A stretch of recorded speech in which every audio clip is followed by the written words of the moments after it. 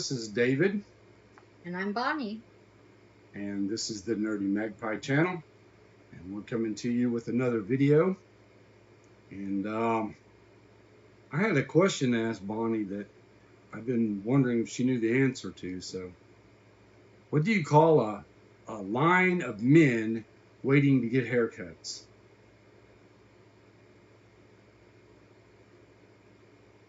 I guess it depends on what kind of haircuts. It's but it's a buzz line?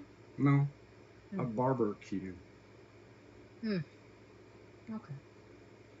Yeah. Makes sense, doesn't it? Yes, it does. Golly. Well, I would have never got that one. I thought it was kind of cute. It was funny. So. It wasn't as bad as some of those dad jokes out there. My hair is all a mess because it's so hot here. Humidity. I don't need to be touching my hair though. Well, anyways, I do that quite frequently, I found out. The weather, we live right outside of Chattanooga, Tennessee, and we live in the valley between two mountains. And a lot of times we don't get the weather that other places have, like thunderstorms and all that, because we're kind of in the valley between the two mountains. But sometimes we get more weather than they do, which is it's kind of odd. But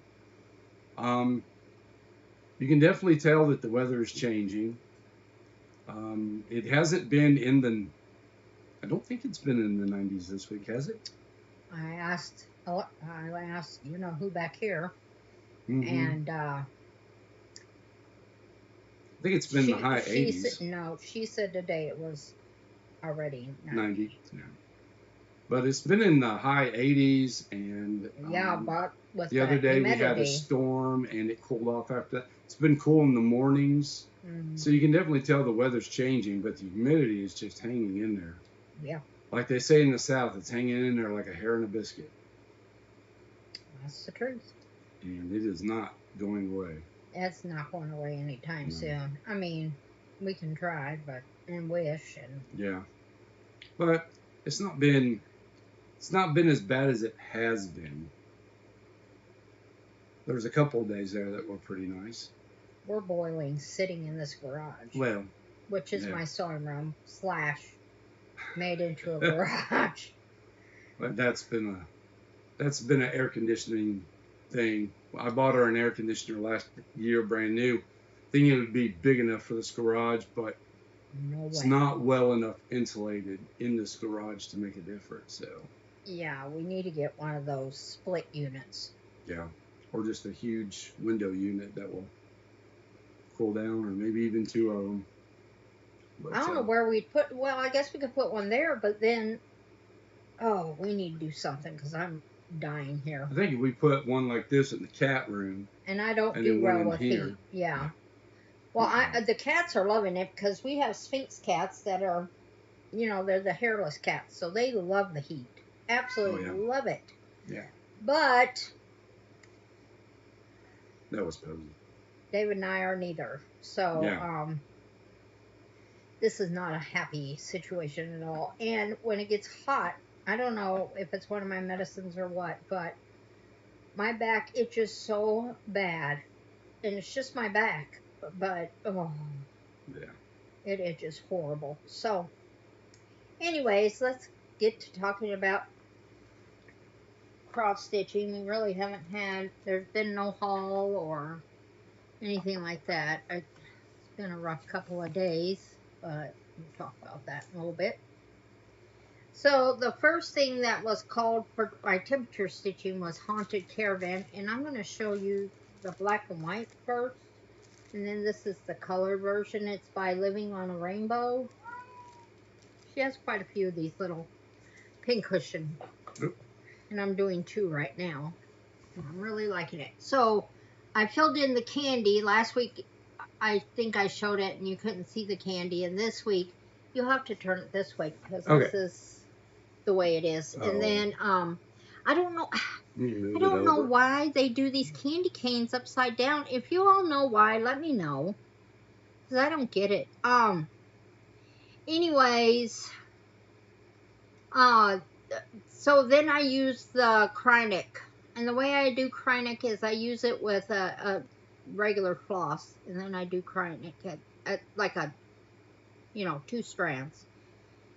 And that's how I get it to, but you don't dare. You got to cut it off, and you can't keep reusing it like you do other floss. It shreds all the pieces, so. That's what I did for temperature stitching on Monday, and for my regular stitching on Monday, I finally started Summer ABCs. I was supposed to start this with the elementary stitcher when she started it in June, and I never did. So I'm just now starting it, and I did A is for apples. And we'll talk a little bit more about that in a minute. And then, of course, my daily is Pond Lily, and I will be talking about her. And then on Tuesday, I did for temperature stitching, Heritage came up. So here's Heritage by Plum Street Samplers. Looks much better on the material than it does. Yeah, I think I did this side, though. I finished up the leaves here. I just realized that this and this one don't match. Oh well, I don't care, it's mine. And what I'm going to do here is I went through all of my, go ahead and take it down. Instead of doing the words like they called for here, I went through and I decided, because there's quilty stars here. So I went looking and I couldn't find anything, but I came across a Teresa Kogut one that had a quilting star, and that will fit here. So I think I'm going to put a couple quilting stars down here in place of the words. And it'll fit right between these two urns, and I think it'll look pretty good. I might even put a third and maybe put a little bit up here and one down here and then one up here. We'll see. Make them a little off-centered. So, that's what was called for temperature stitching on Tuesday, and then on my main stitch on Wednesday or Tuesday was Nativity. Oh, yeah, sorry. We talked about this beforehand. So I was working on Mary here, and I went ahead and did her red robe here. Some of it I did. And then, so that's what I did for my main stitch. And I'm still really liking that one. I will not be done. But I am thinking of doing that as my, when I'm done with Pond Lily, go ahead and make that my daily stitch so I can get it done. I've been working on that for a couple of years, and it should have never taken that long. So that was on Tuesday, right? Then on Wednesday, Heritage got called again. Both days was the same temperature, according to you-know-who in the background. And if I say her name, she'll pop in there. Yeah, she'll start talking, and she don't shut up. So anyways, so then I did Oh What Fun. Okay. Yeah. Oh no, I'm wrong. You were right, David. So Birds came up, and this is Birds of a Feather by Stacy Nash, and it's a needle book, except mine's not going to be a needle book. It's going to be a whole situation. And I started in on the birds here. And you can show it. So here's this one and this one. So I did both of those that day. And then I did Nativity again. And I finished stitching. Where's the Nativity again? So I can show what else I did. Right there. Yeah. So Nativity, I finished up the neighbor's going by on his little thing. What do you call that thing? It's a little four-wheeler thing. Yeah. So I did the dots. I finished up the red. I went halfway here. This was a lot of stitching. And then I did these white star-looking things. So that's what I finished up on her. And then on Thursday, no, that was, I keep Wednesday? saying, that was Thursday. Oh, Thursday, okay. Oh, What Fun was on Wednesday, I'm sorry.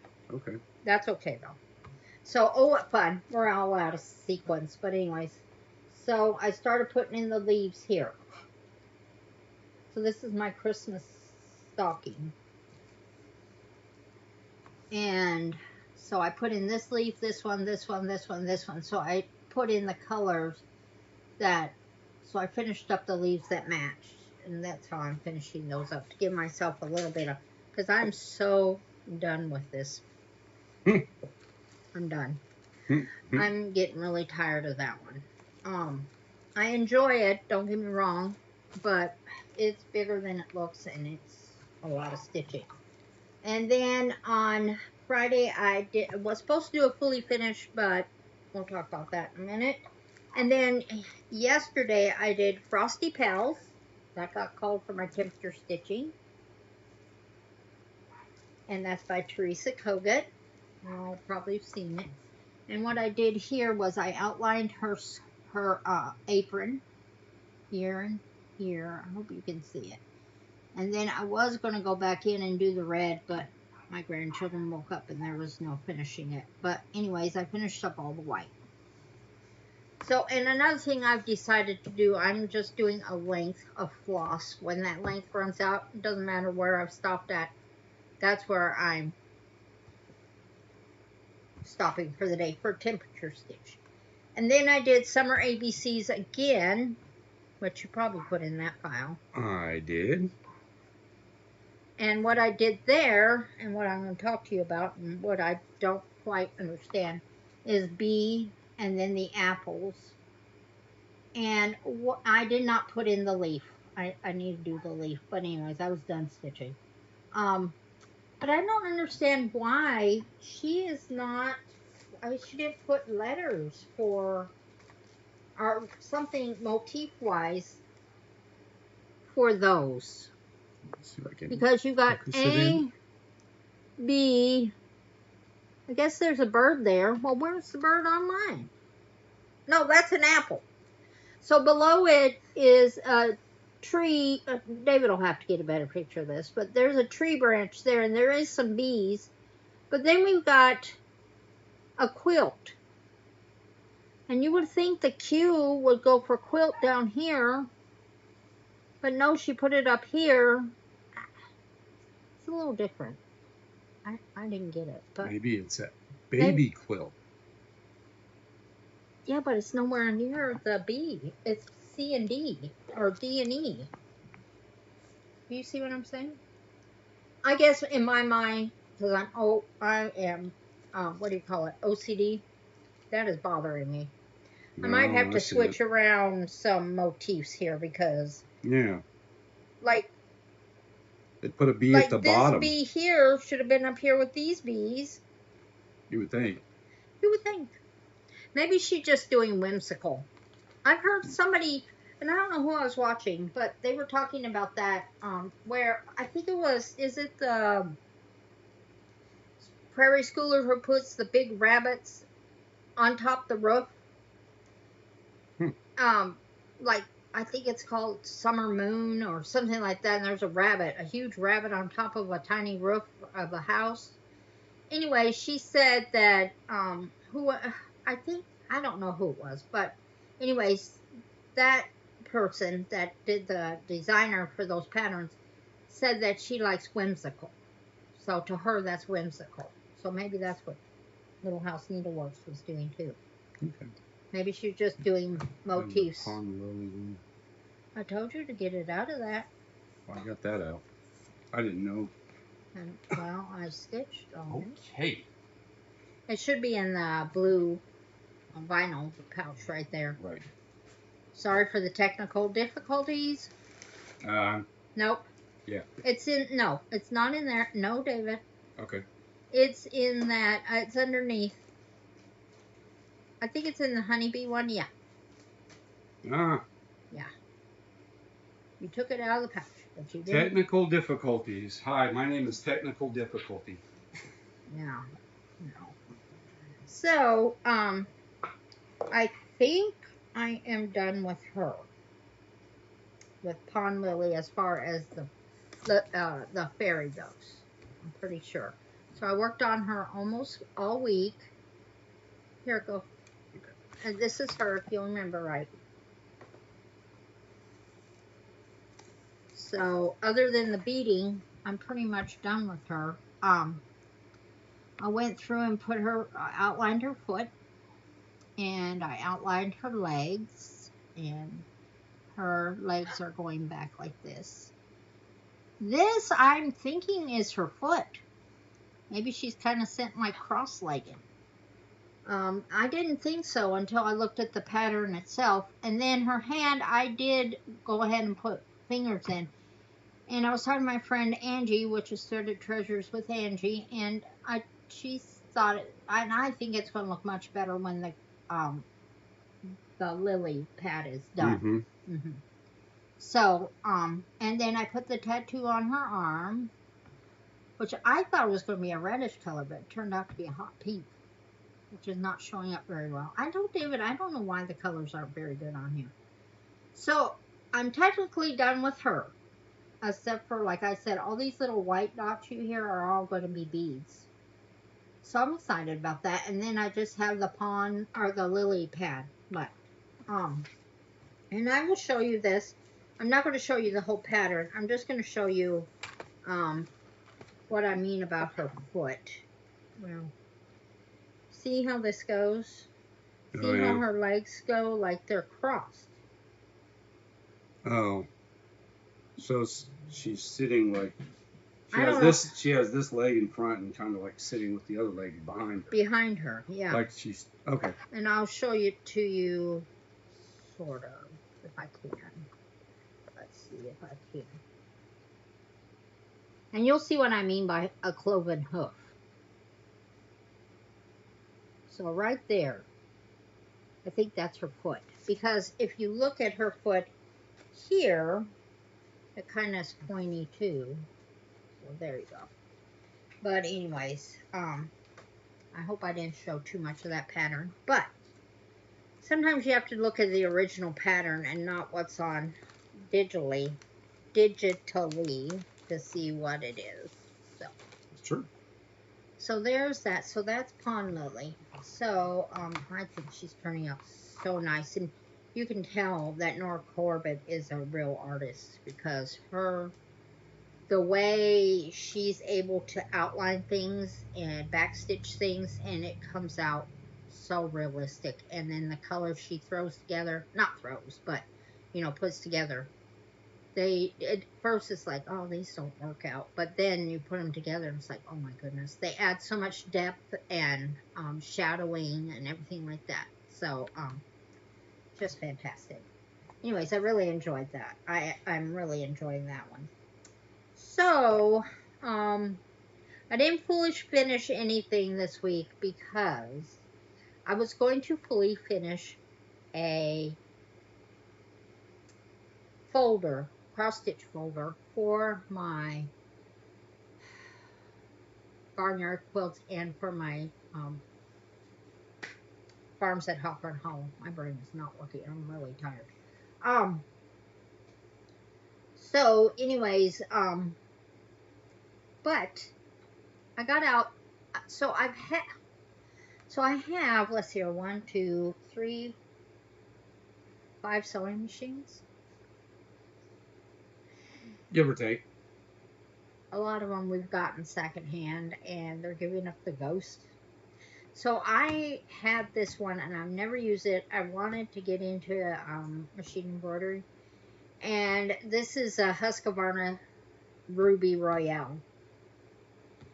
Good thing I have it, because I needed it. Anyways, so I'm having to learn this machine. I've never had one this sophisticated, even though it came out 15 years ago. It's sophisticated to me. And so anyways, I didn't know half the stuff that was on there, and I had to find, it has a stylus for it, and the person I bought it from, it's been a royal mess. Anyways, when I opened it up, when David opened it up to clean it, because I always have my machine, I always have him clean out my machines before if I buy them secondhand, they're always cleaned out.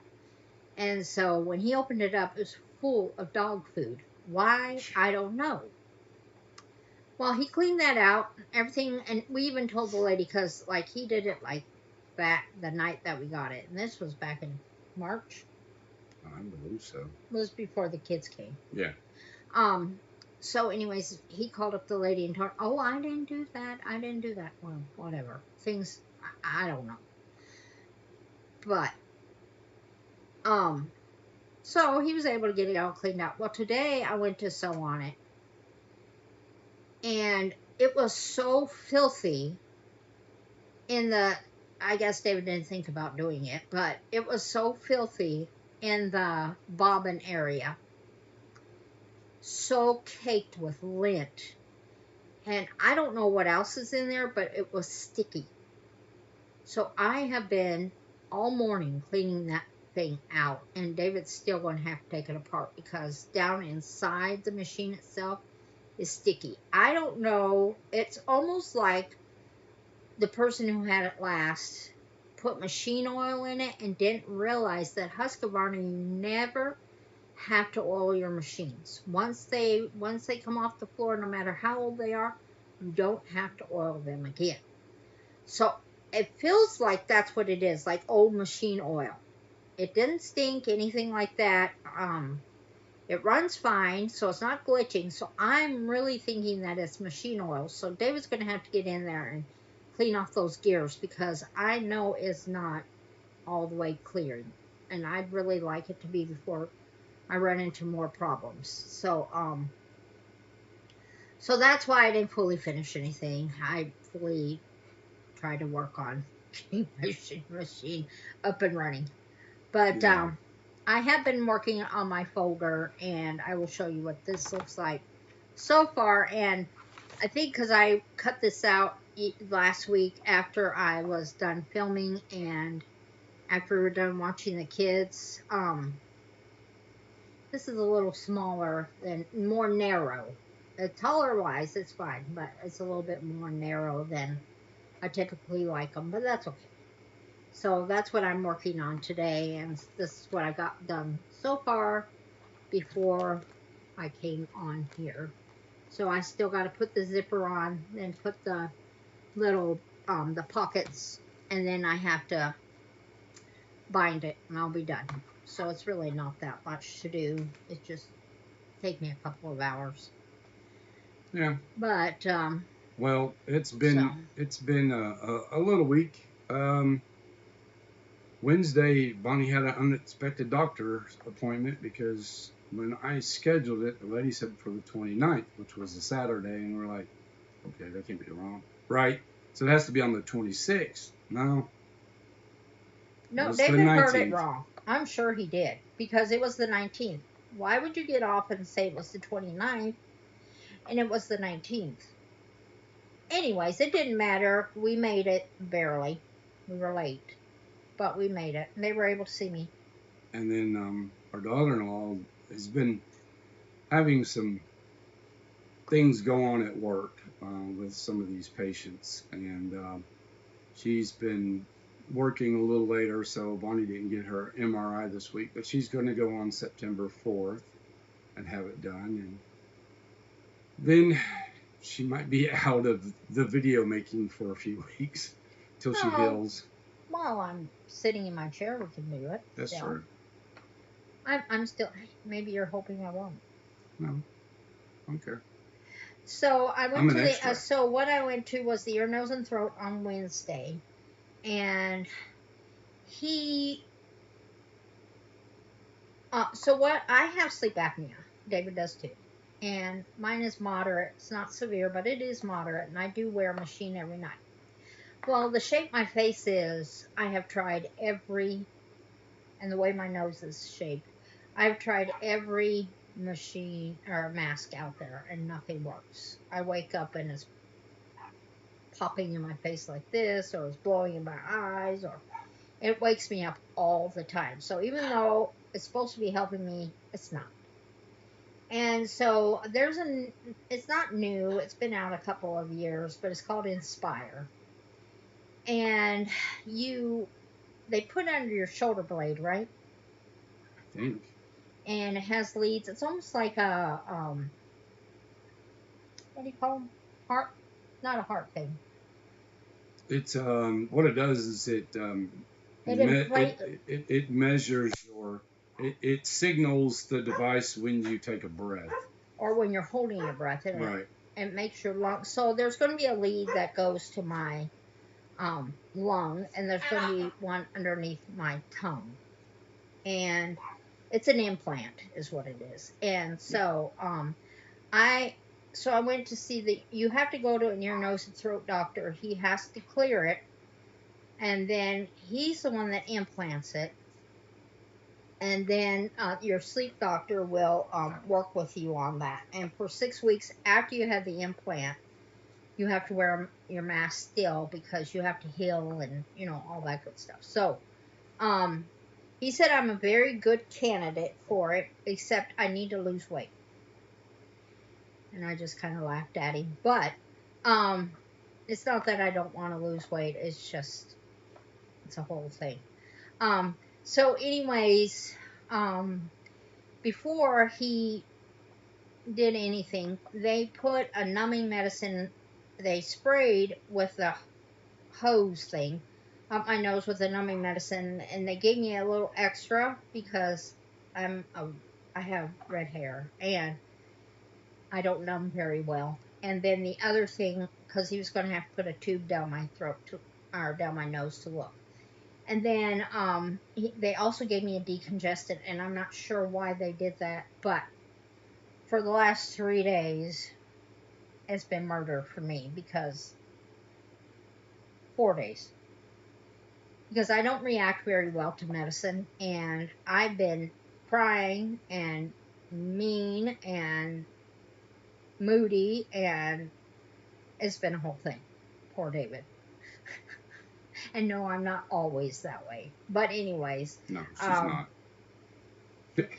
And I also, when I wake up, I don't feel like I've slept at all, even though I'm getting more sleep than I've ever got before, in past. Yeah. But I'm just not resting. So it did something with me. I'm not sure what. But that's the way my body reacts to medicine. I just don't do very well at all with medicine. And so, and it's carrying on down. My mom doesn't do well, and my granddaughter Scarlett absolutely does not do well with medicine either. So anyways, and as far as the weight goes, I had a gastric bypass back in 2018. I did the most drastic form of it, not the sleeve, but the bypass itself. I lost maybe 40 pounds, maybe. I barely eat because my stomach's the size of a walnut still. I don't get enough nutrition in. And he's telling me I need to lose more weight. Well, if you go to gastric bypass, they have you look at there's like 5 or 6 things you have to look at for losing weight. It isn't just what you eat. It's very interesting. Anyways, so I do keep up with my, what do you call him? Gastric bypass doctor. Mm-hmm. And he's just, all the time worried that I'm not getting enough nutrition in. I also have a thing called achalasia. And it's a whole thing. And I've had my whole esophagus redone. And so I don't have that flap in my stomach anymore. They took it out. And so everything goes straight down. So I fill up really fast. And if I fill up too fast, then if I eat too fast or I eat too slow, either I'm starving or I feel like I'm choking. So it's a whole thing. And they should have never done those 2 surgeries together, but they didn't know that I had achalasia. So that's why I laughed when I said they want me to lose weight. I'm very good at keeping my weight. I'm not sloppy fat. I'm very solid. But when he told me that, I just kind of looked at him and I said, "Sir, I'm just barely getting enough food in." And he said, "Well, do you walk?" And I'm like, I constantly am walking and moving. And so, yes, I do. And so, but I told him, my husband, he's a disabled veteran. So Champy has already approved me for this surgery. My BMI is fine, even though it's higher than they would like, or he would like. Champier's fine with it, and so that's why my sleep doctor sent me to him. So and I'm not making fun of people or anything like that, but this doctor looked like maybe he was a size 2. I wish I could, be like him. It's never happened. So, my brothers and sisters used to call me Fatty 2x4. Can't get through the barn door, and I was a size 4. And so I've always looked kind of thick, chunky. And so, it's a whole thing. So, anyways, just pray that I'll be able to get this surgery done because I'm tired of not able to sleep. And he really thinks I'm a good candidate, and he really thinks I'm going to do well with this. And I think I'm going to do well with it. So, just pray for that, and then I'll be able to get my MRI done. Yeah. So, but all the turkeys are doing good. The silkies are doing good.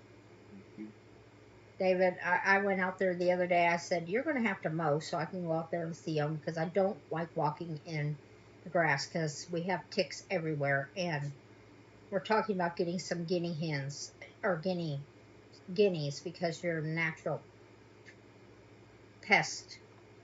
They take care of snakes, and I've heard all kinds of things about them, so yes, I know. But they take care of ticks and all kinds of things, and rats and everything like that. So, and because we live a little further out than most people, they're not going to be in anybody's backyard or anything like that. So I'm really hoping we'll be able to get some.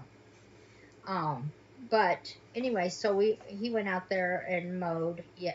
Monday? Was it Monday? I think it was Monday. Tuesday. Monday or Tuesday, it doesn't matter. Tuesday, because that's when we got mowed. Doesn't matter. No, not unless you're counting days of mowed. I don't know. Anyway, so I went out there and looked, and the little chicks, they're with their mama, and they're the cutest little things. They look like they got little top knots on their head. Running around. They're darling. They aren't getting big fast. And I know silkies are small chickens. They're only about this big, but those babies are still like this tiny. Yeah. I don't even know how big they'd be born. They must be only like this big. I don't know. Because their eggs are really tiny. Because they're getting feathers. Yeah. They have quite a few feathers, so yeah. I don't know. Well, anyways, it's really sweet to see them with the mama. Most times you don't see them with the mamas because they take them away from the moms, the commercial. You don't take them away from this mama. No. She won't flog you, but boy, she's having protective. A fit she's just making all kinds of noise if they're anywhere away from her. They're so sweet. They're really, really sweet.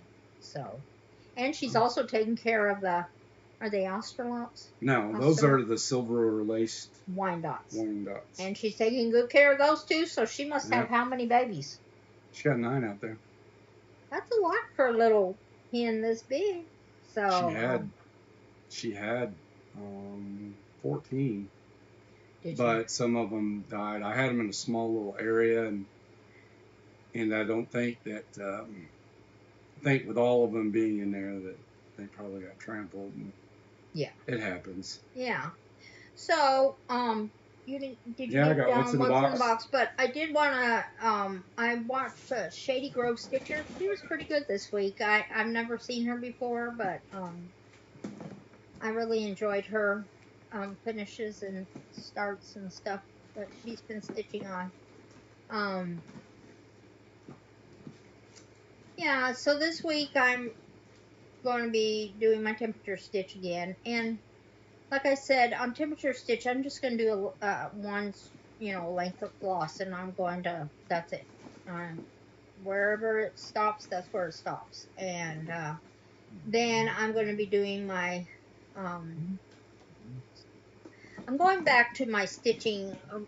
You remember a couple of months ago I did the multifarious Monday and the Was it Wild Wednesday, Tuesday was Transportation Tuesday. Transportation Tuesday, Thank- and then Thursday's Tinsel Thursday. Yeah. But on Saturday, instead of just doing my stocking, because I'm really sick of that one, I think I am going to do any of my Christmas that I want to work on, that I want to pull out. That's what I'm going to do on Saturdays. And Friday's still going to be fully finished. And then Sunday I don't stitch at all, other than whatever I want to stitch, if that's sewing or crochet or whatever. So, what's in the Okay. box besides my hands?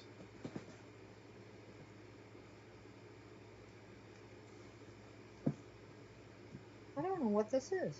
Oh, you don't? I Oh, do. is that a You don't? something that clips? Yeah. I don't remember. It's been so long since This I is the stuck. one that you clip to the table, and then you can put your work in it, and like if you're like traveling. Oh, I think it's missing the spring out of here, but that's what it is. but David can fix it. Yeah. David always fixes things. So it's like a traveling clamp, so that you can hold See, your little work in it. I put this stuff away a long time ago, and I mean in the box, and yeah, okay. So. It kind of looked like a. I thought maybe it was a microphone. No, I bet springs in here somewhere. Yeah, there it is. Okay. So, Well, what is anyways, this? I don't know. Who A is this card. for? Oh, I guess maybe I don't know. Looks like I'm coming down to the nubbins. To the end. Anyways, well, I guess that's all we have for you. And if you heard that snap, that was a fly getting fried. Oh yeah, we bought an industrial fly zapper from Goodwill for like $6, and boy, let me tell you, it's been worth it. Oh, it has. So them suckers don't have a chance. But scares everybody half to death because it snaps like that. Sometimes it smells like barbecue in here. So. Oof. All right. Well, we'll talk to you later. Okay. Okay. Bye. Bye.